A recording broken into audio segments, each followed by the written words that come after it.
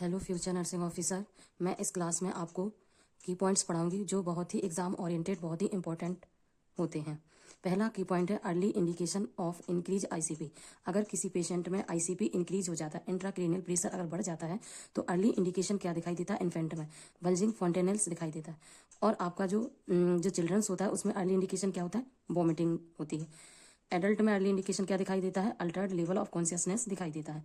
Late यानी कि अभी क्या पढ़ा था कि अर्ली इंडिकेशन क्या होते हैं? इंक्रीज आईसीपी के। अब ये भी पढ़ना पड़ेगा कि जो लेट इंडिकेशन क्या होता है आईसीपी का? ब्रेडेकार्डिया। क्या होता है? Bradycardia. Increase ICP and hydrocephalus patient provide in position. Increase ICP and hydrocephalus वाले पेशेंट में कौन सी पोजीशन अपन प्रोवाइड करवाते हैं?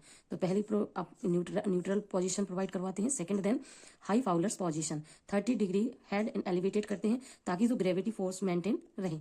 Increase ICP and hydrocephalus patient rotated head timely is called cause.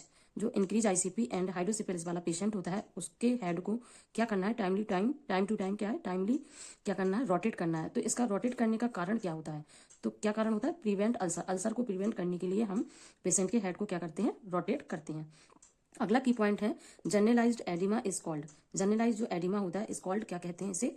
Anasarca. Anasarca कहते हैं। एनासार्का किसमें देखने को मिलता है? जैसे लीवर सिरोसिस या लीवर फेलियर वाले पेशेंट में या कार्डियक फेलियर वाले पेशेंट में। अगला है सोमनाबुलिज्म में मीन। सोमनाबुलिज्म मीन्स क्या होता है? Walking during sleep. वॉकिंग करना कब? During sleep. अगला की पॉइंट है कि स्लीप टाल्किंग। स्लीप टाल्किंग करना यानी कि सोते समय बात करना यानी कि टाल्क करना क्या कहलाता है? सोमनी क्विज में। चाइल्ड मैरिज रिस्ट्रिक्शन एक्ट कब आया था? 2006 को। शारदा एक्ट कब आया था? 1929 में। Rice water stool. Rice water stool कौन सी डिसीज में मिलता है देखने को? कोलेरा। 3AA।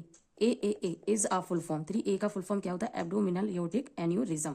जो एब्डोमिनल एओर्टिक एन्यूरिज्म होता है इसका मोस्ट कॉमन साइट क्या होती है? Inferior renal aorta. Very aneurysm most commonly cause क्या होता है? जो वेरी एन्यूरिज्म होता है इसका मोस्ट कॉमनली कॉज क्या होता है? Subarachnoid haemorrhage. क्या होता है? Subarachnoid haemorrhage. Strongest risk factor for aortic distraction.